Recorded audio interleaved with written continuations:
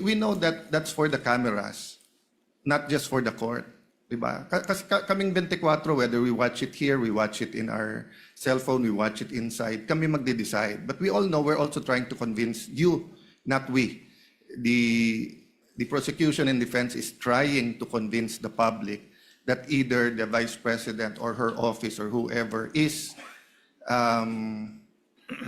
guilty or innocent. So, yun lang, let's be circumspect without pointing fingers to anyone, both sides. Dahil nga, kapag may certain word na may not only negative but may emotional attachment, magba-viral na yan. And it will really affect the integrity not only of the court but of the decision sa huli.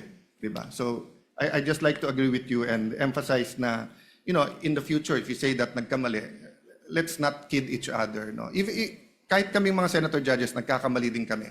Lalo pag nag-i-interview na or nagkaharap na yung vloggers or yung traditional media. But once masabi mo, sinikap niyong ipaliwanag ang pangangailangan niyo for confidential funds.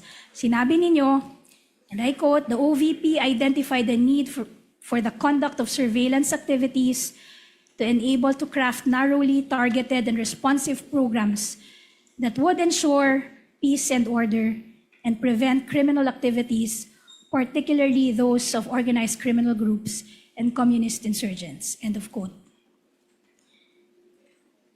Ngunit, you will confirm sa parehong sulat ninyo dated August 22, 2022, inamin nyo na nga na noong July 1 pa lamang, bago pa humiling ang OVP ng confidential funds, natukoy na ng OVP, sorry, in that same letter, I'm referring to that same letter. In that same letter, inamin nyo na as early as July 1, 2022, bago pa humiling ang OVP ng confidential funds, natukoy na ng OVP ang mga programa at aktibidad na nakatuon sa poverty alleviation, magabanta sa kapayapaan at kaayusan, at pagsulong ng kaunlarang pang-ekonomiya. Tama ba? Yes, that's indicated in the letter. Dagdag nyo pa, bilang katwiran, I quote, it was necessary to conduct surveillance activities to determine where best to implement its programs to maximize their impact and reach the isolated, underserved, and unserved areas. As such, in August 2022, the OVP submitted a request through the DPM for confidential fund budget for surveillance activities which are intended to support the mandate and operations of the OVP. End of quote. Tama ba? Yes, that's correct. Subalit, yung sa balik tayo sa letter nyo dated August 22, 2022, which is Prosecution's Exhibit P-I-4-A, you will confirm na dun sa paliwanag nyo, sa paghingi nyo ng confidential funds, nowhere there, o wala kahit saan man dyan, lumalabas ang salitang surveillance. Tama ba?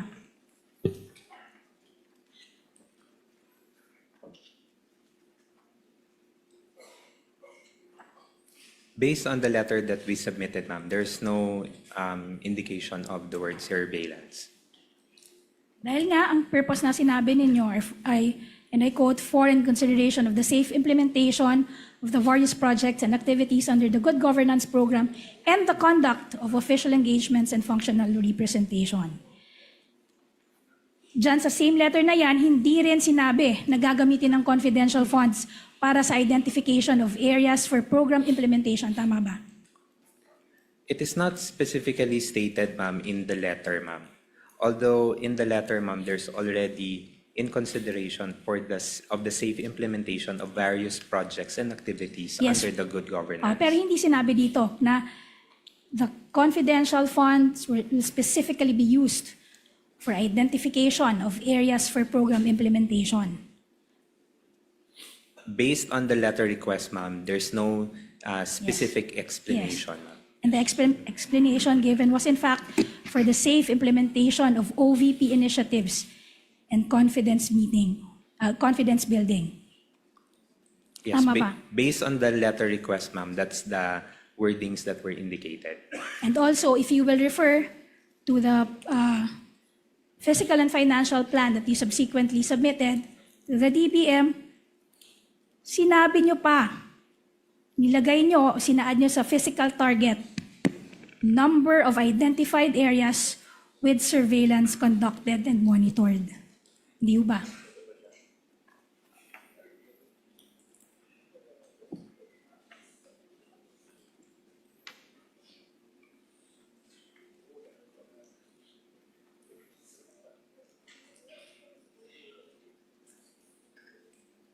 If we will base it in the document, Yes. ma'am, yes. So in short, kahit hindi nakalagay ang bilang, meron ng mga identified areas.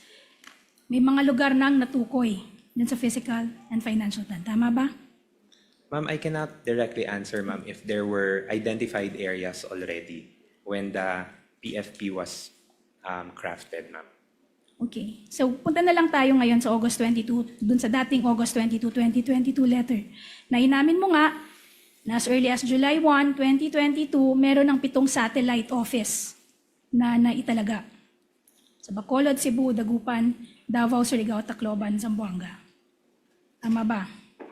Yes, based on the letter that we submitted. Okay.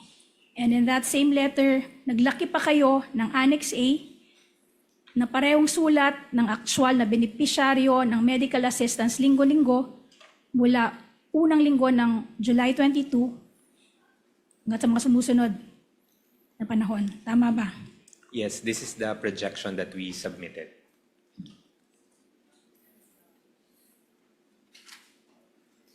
At nakalimbag din sa item 3 ng same letter na yan na 3 pang karagdagang satellite office.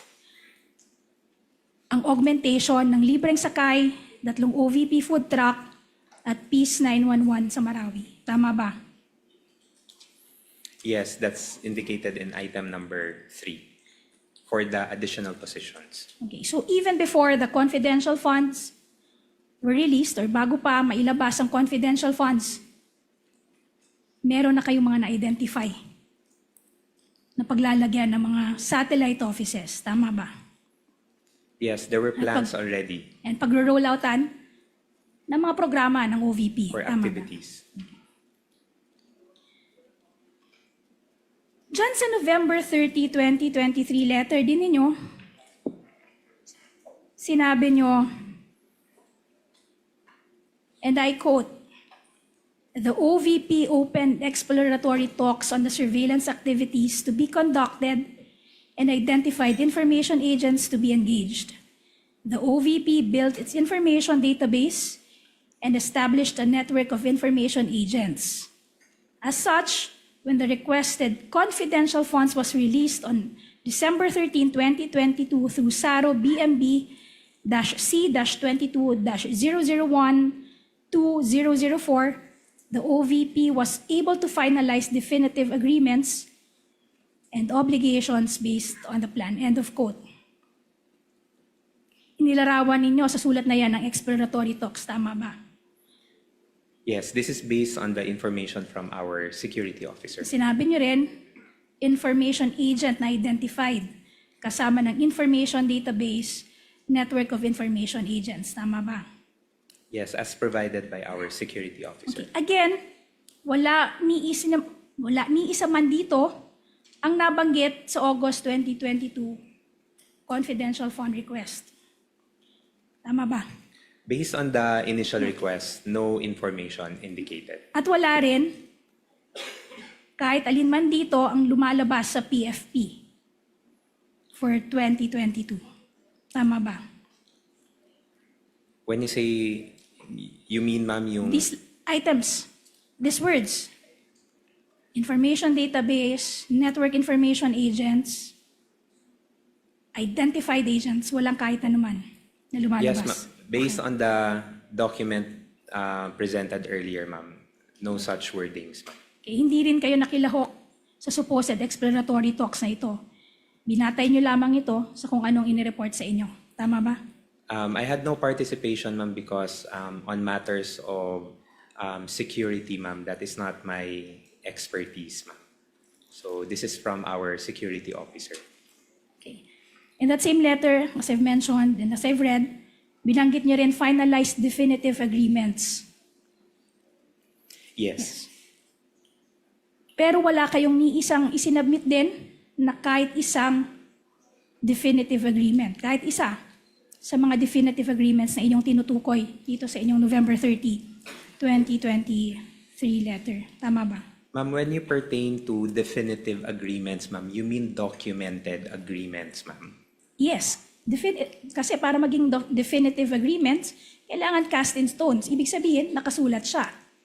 Ma'am, in terms of any documentation or documented agreements, ma'am, there were no documents that were provided, ma'am. And as to how our agreements were made on the ground, ma'am, again, I cannot provide any information.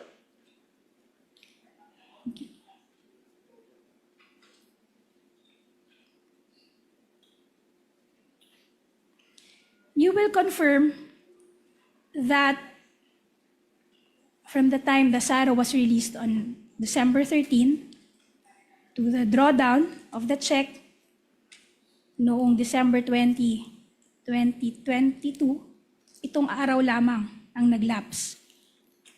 Ang posisyon ba ng inyong opisina sa loob ng 7 araw na iyon na finalize ninyo ang definitive agreements sa supposed nationwide network ng mga ahente na inyong binanggit sa inyong letter?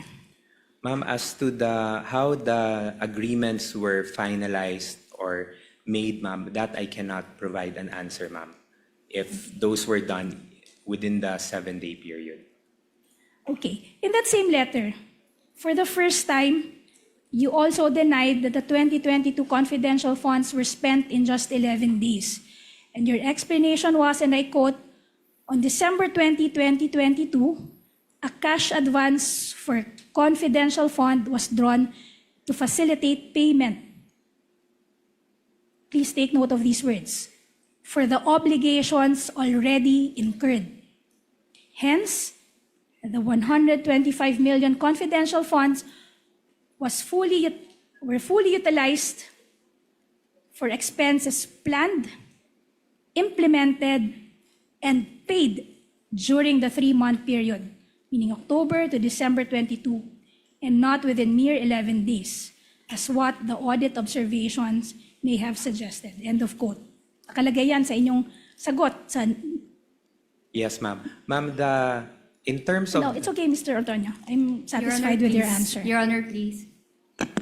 Yes, counsel. Can the witness be allowed to answer? Your Honor, the witness already satisfied the The question. question was It's answerable already by yes or answered. no. You will be afforded your chance, Attorney Christine, during your cross to make him explain that point. So you Proceed, counsel.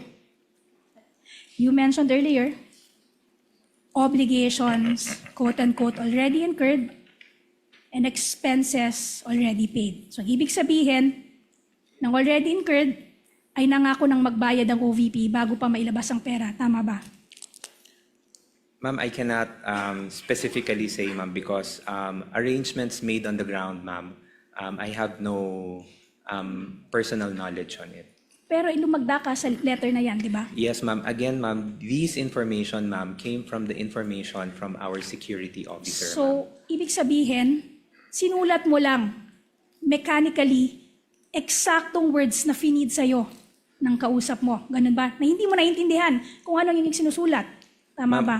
First, ma'am, hindi po siya mechanically na sinulat ko lang po kung ano yung sinabi.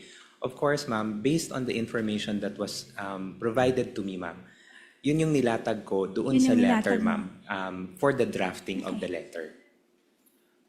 Counsel, allow me. Kayo po ang gumawa ng sulat, Ginoong Ortonio, di ba? Pumirma Yes. kayo? Yes, Your gumawa? Honor. Kayo po ang gumawa ng sulat? Yes, Your Honor. Base sa nakuha niyo impormasyon kay Gina, kay Colonel Lachica, at iba pang opisyal. Ano pong ibig sabihin niyo dyan sa pahayag niyo yan? To facilitate payment for the obligations already incurred. Ibig sabihin, may utang na, babayaran na lang. Na-incur na yung expense, babayaran na lang. Sir, based on what was shared to me, sir, hindi siya utang, no? But arrangements have been done on mga activities that will be done, and then the payment will be done once the money would be available already. Mr. Ortonio, what do you mean by obligations already incurred? Anong ibig sabihin para sa inyo nung sinulat niyo yon? Obligations already incurred. Sa simpleng Arrangements, salita, bayarin. ano sir, what I meant on this statement, sir, is that there are already arrangements that have been coordinated, sir, prior to the release of the funds. When you say arrangements nga, may pinangako ng bayaran, hindi pa lang nababayaran. Bayarin. Obligations already incurred. May obligasyon na. May pangako na bayaran. Yun ba yan? Sir, hindi siya pangako, sir, na bayaran, but meron na siyang mga, how do I explain it, sir? Parang meron ng arrangement, sir, that will be done, and then yung payment, sir, will be once available na siya. Sir, in the ordinary course of meaning, that's how you define obligations already incurred that you wrote? Yes, sir. Based on how I understand the information, sir, that's how I indicated it in the letter. That's his answer, counsel. You may proceed. Okay, but you will confirm that on those 3 months referred to in your letter, October, November, and November, pati early parts ng December, wala pang allotment na maaaring pagbasihan ng OVP ng obligasyon ng confidential funds. Tama ba? There was Yes. no allotment as of Yes. yet. Kung gayon, wala ding certification of availability of funds na maaaring nailabas para sa mga obligasyon na yon. Tama ba? There was no document yet released, ma'am. Okay. Alam nyo din, Mr. Tonyo, dahil sa tagal ng inyong paninilbihan bilang kawani ng gobyerno, alam ninyo na walang obligasyon ng gobyerno na maaaring pasukin na walang appropriation at katumbas na allotment. Tama ba? That's correct, ma'am.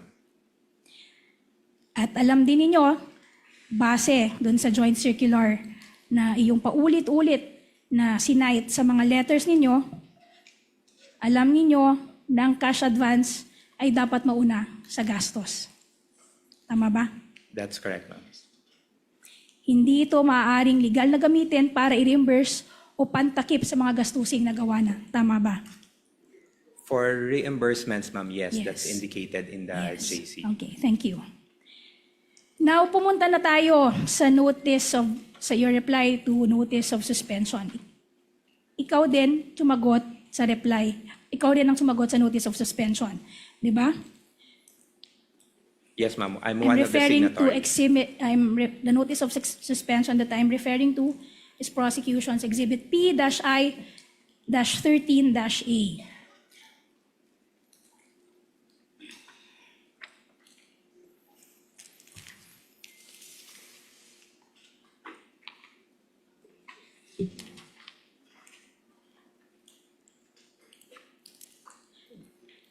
Dito sa notice of suspension na to, pinuna ng COA, and I quote, "There is discrepancy in the total amount of expenses based on the submitted accomplishment report as against the DEPs." Ibig sabihin ng COA, hindi nagtutugma ang total amount ng expenses sa accomplishment report at sa DEPs na sinabmit ng inyong opisina. Tama ba?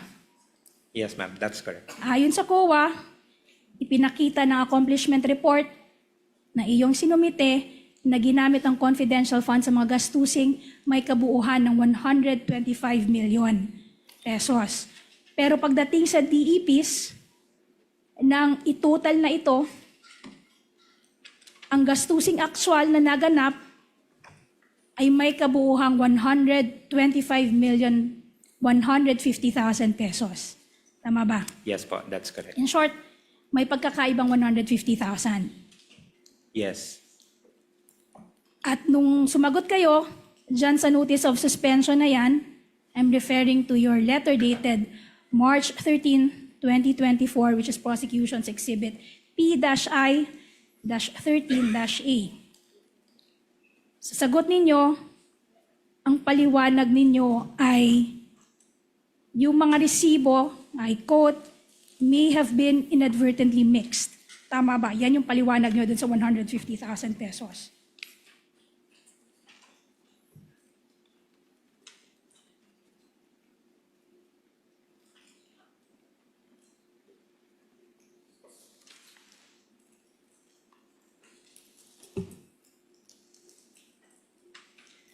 Yes, that's correct, based on our reply. But 9 days later, sumulat ka ulit sa COA supplementing that earlier reply. Your supplemental reply is dated March 22, 2024, which is Prosecution Exhibit P-I-13-B.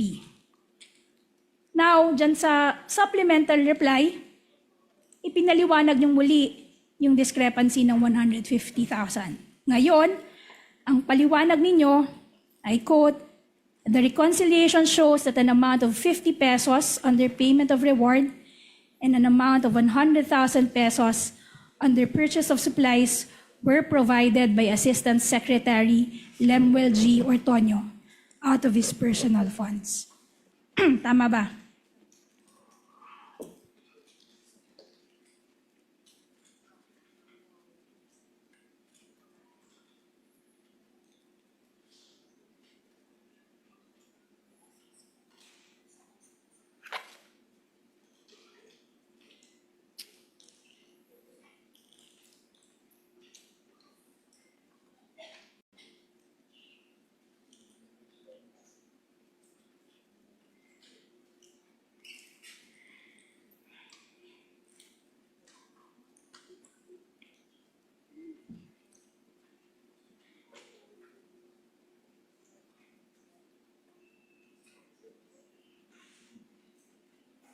But do you recall making that statement in your supplemental reply, Mr. Yes. Ortonio? Based on Yes. the Yes. information also flashed on the screen, yes. Yes. Sa'yo galing yung 100. Ikaw yung Lemuel G. Ortonio, Assistant Secretary na pinapatunguhan. I mean, nire-refer dito sa sulat na ito. Tama ba? That's correct po. So alam mo rin, dahil ikaw ang nag-abot ng pera, alam mo rin kung kailan siya inabot. Kung kailan siya binigay. Tama ba?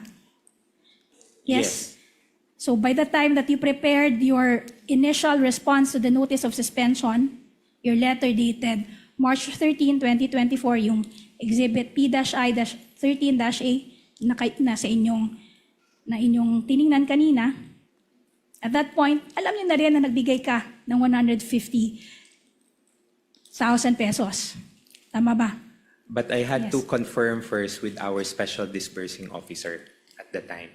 So we needed to make a reply. So we sent an initial reply and submitted a supplemental reply. So you are trying to say na ginawa mo yung letter dated March 13, 2024, nakapagbigay ka na ng explanation na hindi mo pa verify dun sa special disbursing officer at sa security officer.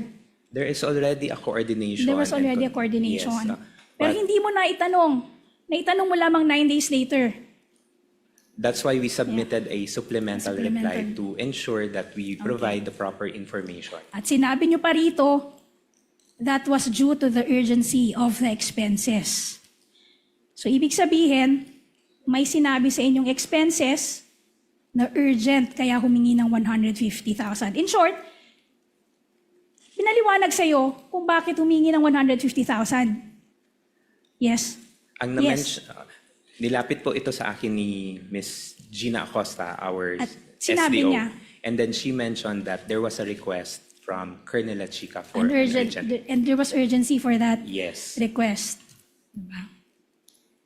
At hindi rin karaniwan na may hihingi sa'yo ng 150,000 from your own pocket. Hindi naman to karaniwang ginagawa sa OVP or karaniwan ba ito? No, it's not No. common. Okay. Pero nung gumagawa ka ng notice of suspension, bigla mong nakalimutan na merong 150,000. Sinabi mo na kanina, Let na her finish her in-explain question sa'yo, and then I will hear your objection, Counsel. sinabi mo na kanina na pinaliwanag sa inyo ni Ms. Acosta na galing kay Colonel Chica yung paliwanag ng urgency for the request. Tama ba? Yes. Counsel? Your, Asked and answered already, Your Honor. Proceed, Attorney May. Okay. Yung, Mr. Ortonio, your salary grade 29, correct? That's correct, ma'am. And you're receiving roughly how much in salary monthly? Mr. Ortonio. Your Honor, please. What is the objection, Counsel? Relevance This is of the very question. relevant, Your Honor. It goes into the credibility of this witness. And if you can afford 150, Counsel, if you remember, Gina said the same yesterday. Witness will please answer the question. Salary grade 29, roughly about 180, 190 gross. So yung binigay mo ng na 150,000 from your personal funds, that's just around 40,000 short of your monthly salary. Tama ba? That's correct. Yes. Nung binigay mo ba ito, yung 150,000, may hiningi kang resibo, patunay na nagbigay ka ng 150,000. At the time po, because of the urgency and dahil humingi po ng tulong si Miss Gina sa akin, I provided her with the request. And were you able to recover the 150,000, Mr. Ortonio? Unfortunately, ma'am, I was not reimbursed anymore. You were not reimbursed. Up to today, Mr. Ortonio? Yes, Your Honor. I wasn't reimbursed anymore. At etong 150,000 naman na ito, hindi ito nag-appear. Yung pagbigay mo ng 150,000, hindi ito nag-appear sa kahit anumang record ng Office of the Vice President. No. Hindi.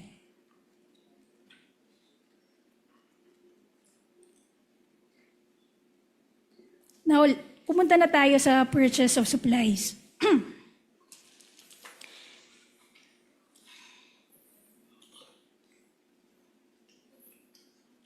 Okay, Mr. Ortonio, kasama sa sinasabi niyong pinaglaanan ninyo ng confidential funds ay ang purchase of or payment of purchase supplies, payments of tables and chairs, payment of desktop computers and printers. Tama ba? Correct. Okay. Ang mga desktop computer, printer, mesa at upuan ay mga bagay na hindi nauubos or tinatawag na non-consumable. Tama ba? Yes. Again, more than or almost 2 decades na kayo naglilingkod sa gobyerno. In fact, naglingkod din kayo bilang pinuno ng Human Resource Management Office nito. Alam niyo, Mr. Ortonio, ng ari-ariang binili ng pondo ng bayan or pera ng bayan ay pag-aari ng gobyerno. Tama ba? Yes, I would Yes. say so. At alam nyo rin na nakatala ang ari-arian ng gobyerno. Ibig sabihin, yung mga government properties, these are recorded. May karampatang property number, property acknowledgement receipt, accountable officer at annual inventory. Tama ba? Yes, if procurements through the regular Yes. funding. At sinasubmit din ito, yung inventory na to, isinasubmit din ito sa opisina ng Commission on Audit. Tama ba? Yes, for the inventory. Okay. Pero, aaminin mo, you will confirm na para dito sa mga purchase ng supposed supplies, computers, tables and chairs, wala kayong sinubmit na inventory para dito sa COA. Tama ba? Specifically for these items, they were not reflected because of... I'm not asking, yes, thank you very much, Mr. Ortonio. I'm not asking for the reason. Your Honor, please. I'm just asking whether or not you submitted an inventory to the COA. So, Attorney Christine? The witness is answering the question, Your Honor, if he can be allowed to answer. Again, let it be a subject matter of cross. I think the answer given was sufficient already. okay. And para din dito sa mga supplies na ito, wala ring binigay sa iyo na invoice or official receipt. Wala nitong, tama ba? None. Okay. Wala ka ring nakitang records ng sales invoices na to at mga official receipts sa buong record ng OVP. Tama ba? None, ma'am. Wala ring dokumento na magpapakita na ang mga bagay na ito ay idinonate ng OVP sa kahit sino man. Tama ba? No record in Yes. terms of the donation. Hanggang ngayon, ikaw personally, Mr. Ortonio, hindi mo rin maituturo kung nasaan na itong mga mesa, upuan, supplies, computers na nagkakahalagang 3.5 million. Hindi mo naman ituro kung nasaan sila. Considering that these are procurements for confidential activities, no, ma'am, I would have no personal knowledge on where these items are. And I would suppose wala ring nakapagturo sa office ng OVP kung nasaan itong mga mesa, computer, supplies na ito. Tama ba? Your Honor, please. Attorney Christine? Speculative, Your Honor. How is that speculative, Your Honor? Or asking for an opinion. How is that asking for opinion, Your Honor? I am asking whether, to his knowledge, there was anyone in the OVP who could point to these non-consumable items. Her wording was, I suppose. She did not say to your knowledge. Okay, then I withdraw. I drop, Your Honor, the phrase, I suppose. Mr. Ortonio, tama Witness ba? may answer if he knows.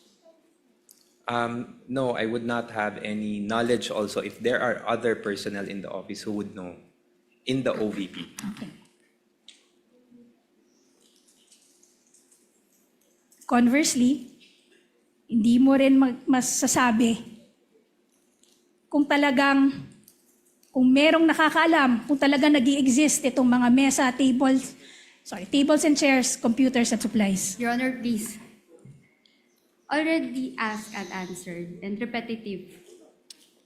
Move on, counsel. Okay. Earlier,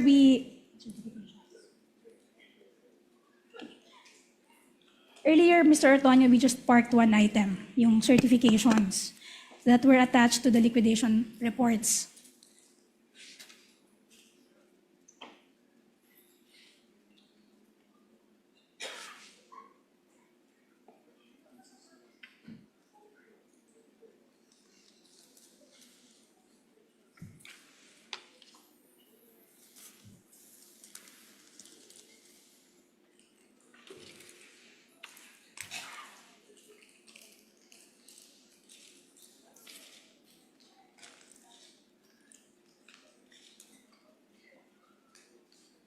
You will confirm, Mr. Ortonio, that Vice President herself signed all those certifications.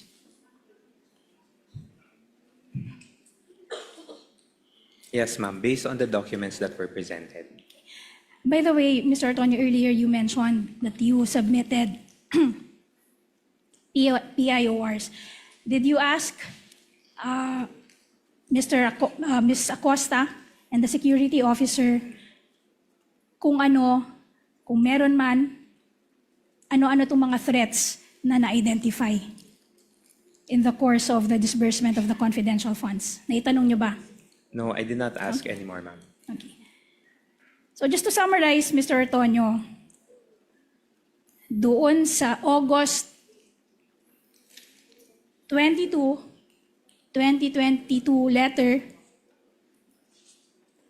may I request the technical booth to please flash on the screen. Kindly flash the Letter. August 22, 2022 letter signed by Mr. Ortonio.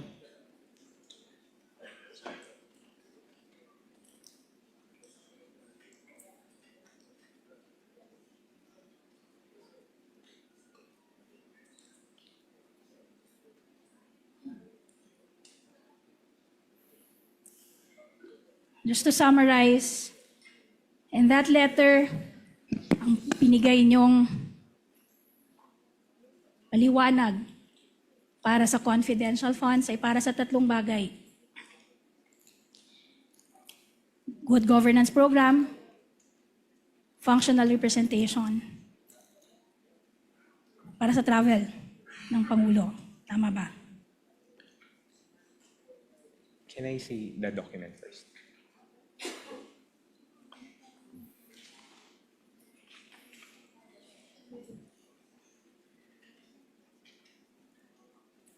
Ma'am, I'll confirm on the good governance, but on what we indicated, ma'am, is on the conduct of official engagements Official and engagement. functional representation So three, in domestic and in international and domestic events. so three items, three projects, or three items. You have governance, good governance program, you have official engagements, and functional representation. Tama ba? That's basically two, ma'am. That's the implementation for good governance program and conduct of official engagements and functional Okay. representation. Thank you, Mr. Antonio. I stand corrected on that. So those two items. Pagdating sa PFP, ang justification for the 2022 PFP and justification was good governance program. Tama ba? Yes, based on the documents earlier. Okay. Sa 2023 naman, socio-economic delivery program. Asked and answered, Your Honor, earlier. I'm sorry, Counsel. What was the question, Attorney May? For this 2023 certification, Your Honor, the justification was socio-economic delivery program.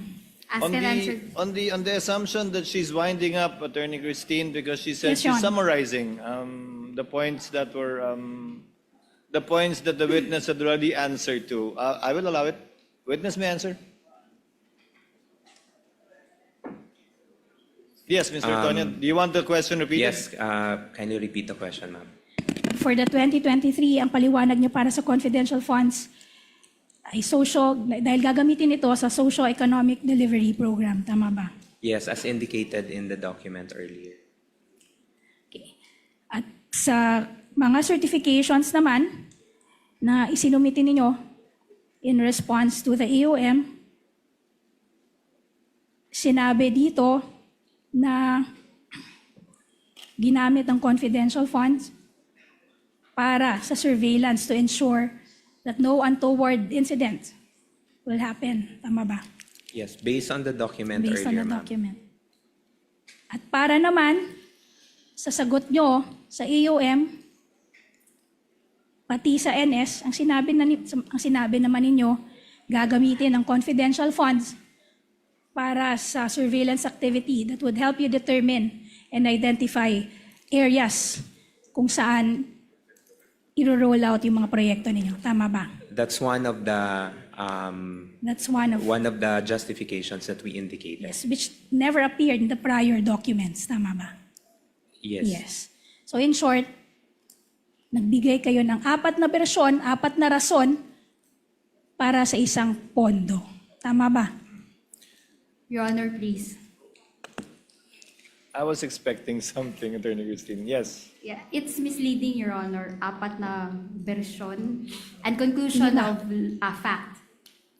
Your Honor, if I may, Your Honor. I'll allow it, Attorney Christine. Thank you.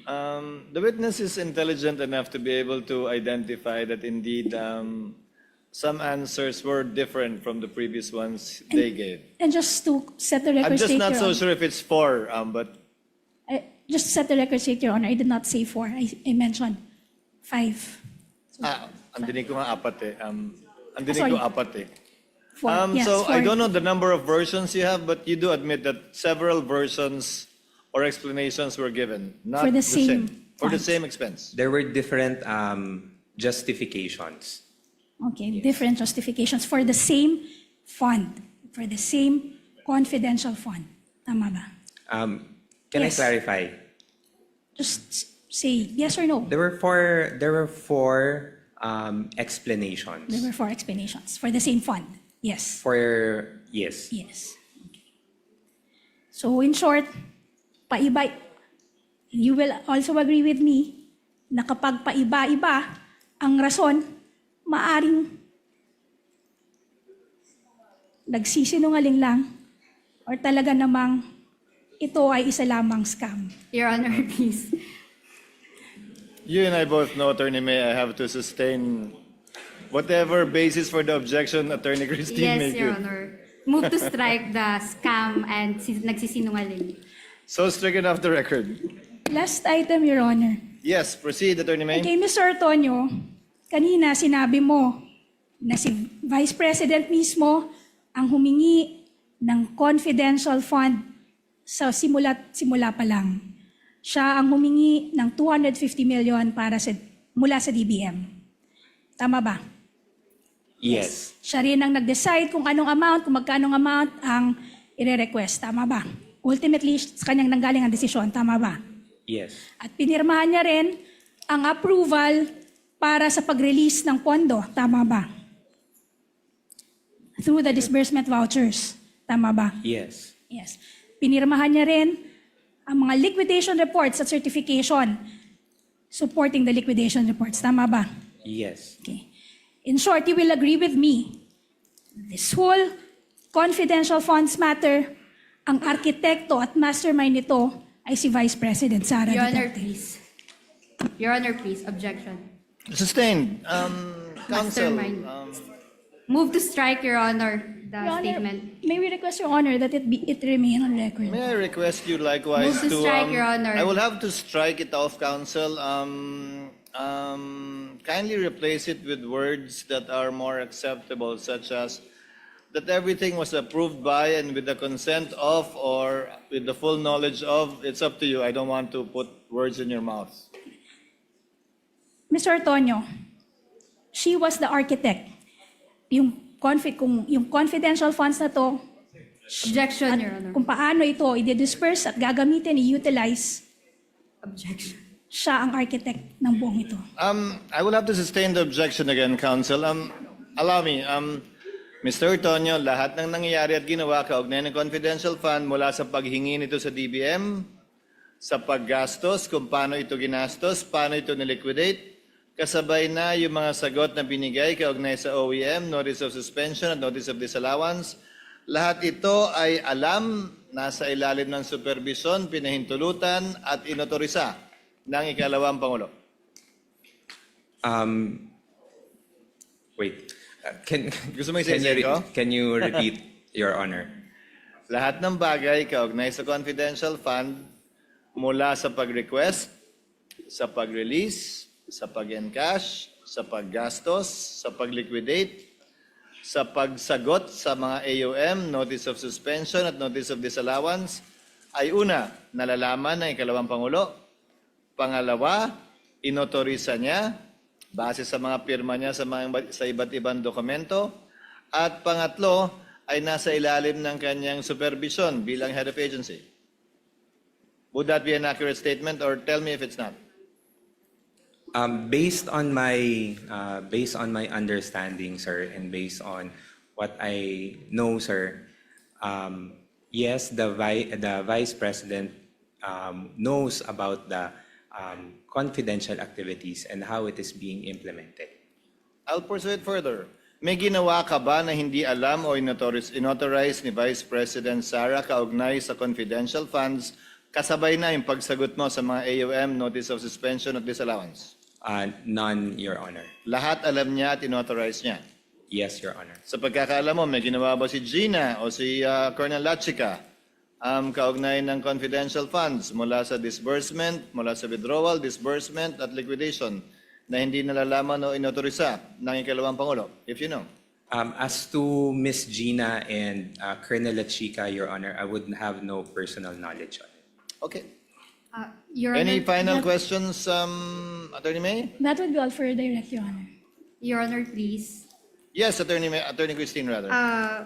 Before we release the witness and adjourn, Your Honor, there is a consensus, Your Honor, that we will ask the court, the respondent would like to ask the court to remind the prosecution, Your Honor, not to use inappropriate words, Your Honor, like scam, mastermind, nagsisinungaling. This is the third time, Your Honor, that we have heard those words, specifically the word scam. And this is a solemn proceeding. This is a court of law. This is a court of procedure and actually a court of decorum. And we are not supposed to make insinuations, accusations, or conclusions, Your Honor.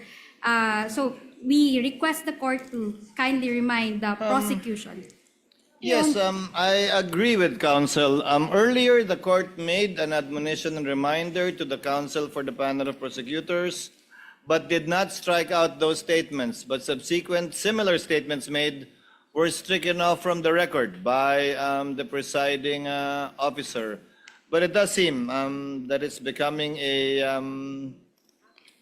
I would rather use the word habit than pattern, for the panel of prosecutors to close their direct with such strong statements. So kindly, yes, what is the pleasure of Senator Judge Cayetano? Thank you, Mr. Presiding Officer, Mr. Senate President, dear colleagues. I'd just like to take note that so the presiding officer made a ruling. We all know the intention and the duties of the prosecution. We admire your passion in trying to prove your allegations, but we're also all aware that the medium is the message. So during the time of radio and even TV, you make that statement and then it is stricken off the record. It's forgotten. There's no, if I can use the word, mind conditioning. And in fact, when I first became a senator in 2007, talagang hahanapin mo talaga yung records. That's why even here, kapag ka may disagreements and medyo nadala ng emotion, pinapa-strike off the record. At pagka sa labas ng Senate nangyari, naghahamunan ng, you say that here, para magsagutan tayo. So the problem nga with coming up with words especially, and this is for both sides and even for the Senator judges, when we use certain words that can be, sa Tagalog, bansag. Binansagan mo na na scam o scammer, binansagan mo na nagnakaw, etc. So personally, I don't mind if you use words that is already in your pleadings or in your articles of impeachment. But of course, it still should come from the witness unless you can frame it in a way that it's not only the dignity of the court. I'm just saying, let's all be aware that when we say it, even if we say withdrawn or even, both sides, kahit sabihin mo withdrawn na to, kahit sabihin mong nice try, etc. We know that that's for the cameras, not just for the court. Diba? Kasi kaming 24, whether we watch it here, we watch it in our cell phone, we watch it inside, kami magde-decide. But we all know we're also trying to convince you, not we. The prosecution and defense is trying to convince the public that either the Vice President or her office or whoever is guilty or innocent. So, yun lang, let's be circumspect without pointing fingers to anyone, both sides. Dahil nga, kapag may certain word na may not only negative but may emotional attachment, magba-viral na yan. And it will really affect the integrity not only of the court but of the decision sa huli. Diba? So, I just like to agree with you and emphasize na, in the future, if you say that nagkamali, let's not kid each other. No? Kahit kami mga senator judges, nagkakamali din kami. Lalo pag nag-i-interview na or nagkaharap na yung vloggers or yung traditional media. But once masabi mo, it takes a life of its own.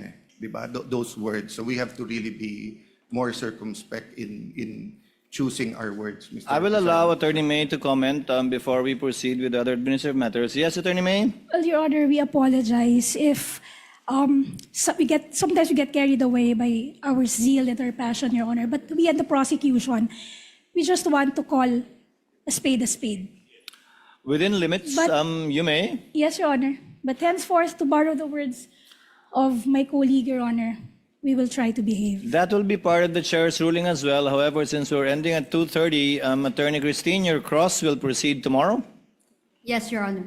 and redirect and recross as well. But with the permission of the counsel for the parties, the chair will begin the proceedings tomorrow with its ruling in regard to the August 12 manifestation of Attorney Sheila. So we will begin tomorrow with Attorney Ligutan, giving him his 5 minutes of explanation, or not longer than that, the ruling, and then we'll proceed with your cross, Attorney Christine, and then your redirect and recross, if any, by Attorney May and Attorney Christine, respectively. In the meantime, before we adjourn, for the information of Senator Judges, according to the Senate President, we shall convene session at 3 p.m.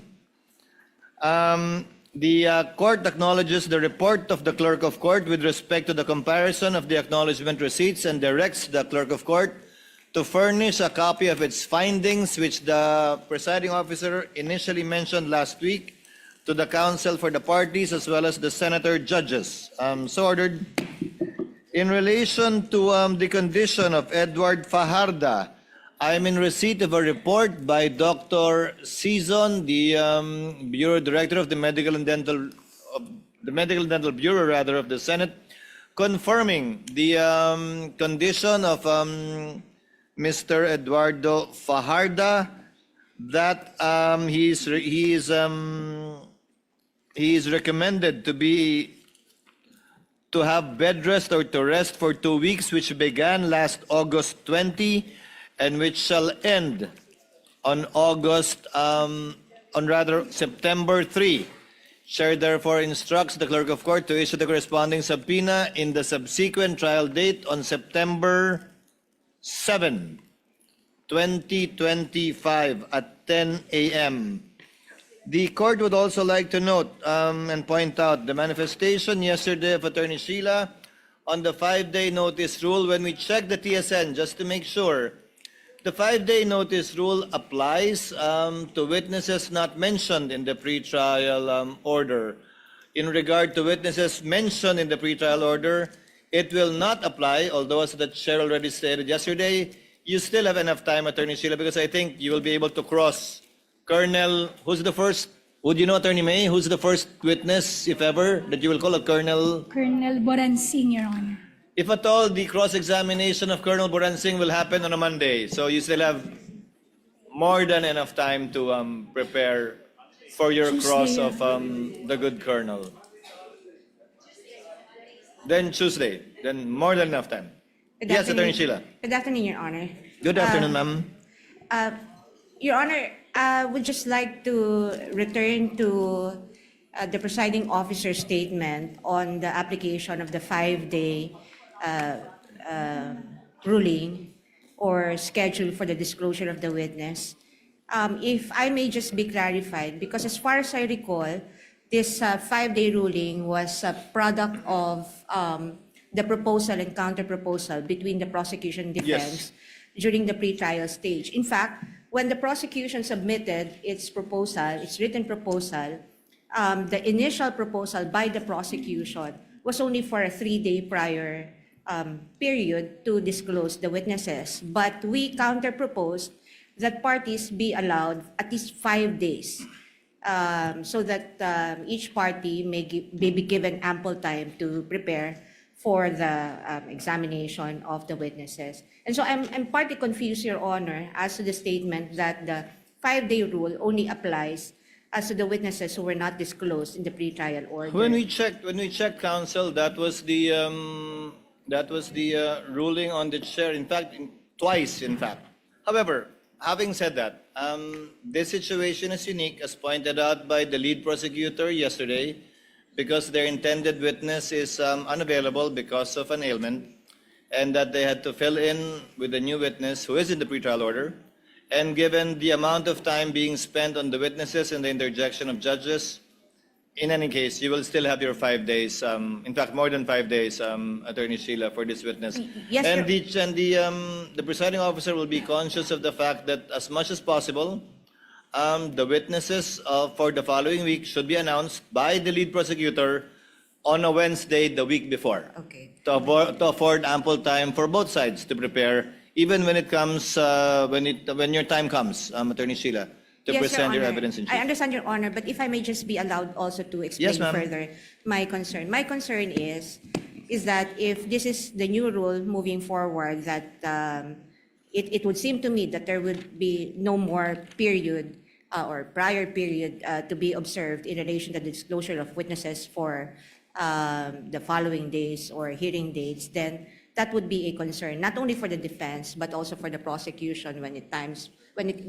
time comes for the defense to present its witnesses. And so, and also, I recall that at the start of this trial, the court made it clear that, as the presiding officer had said, the parties must disclose their intended witnesses for the next week at the end of the hearing Yes. scheduled for the week prior. And so, even if I do not want to dispute what the presiding officer had said regarding the TSN or the records about this ruling, but just so parties are guided, may we now ask if the 5-day prior rule will still govern the proceeding moving forward? As a Your Honor? rule, subsequent witnesses for the following week should be announced in open court the Wednesday of the previous week. Okay, So Your kung Honor. sino man po yung mga testigo, sa darating na linggo, Lunes hanggang Martes, Miyerkules, dapat sabihin na sa huling araw ng paglilitis ng linggo bago yung susunod na linggo. Maliban na lang, ulitin ko, kapag may pagkakataon tulad ngayon, na medyo kakaiba naman, para hindi masayang yung oras at panahon ng husgado, kakaintay sa testigong hindi maganda ang karamdaman. So as a rule, counsel, yes, and we will make sure to afford time. And if you cannot, if you need more time, the court will be lenient in order to provide adequate time to prepare in fairness for both parties, not only the counsel for respondent. All right, Your Your Honor, Honor, we please. submit with that clarification. Thank you. Your Yes, Honor, Just for purposes of Honorable Listro? clarity, Your Honor. Yes, Honorable Lisa? Because we acknowledge that we are still adopting and maintaining the 5 days. certain number of days required before the hearing for the succeeding week. But I understand the concern of Attorney Sheila from 5 days. Perhaps we can place it on record to change the 5-day notice rule to 4-day notice rule. That is to be consistent with Wednesday, Your Honor, as the submission of the witnesses for the succeeding week. It's the same, counsel.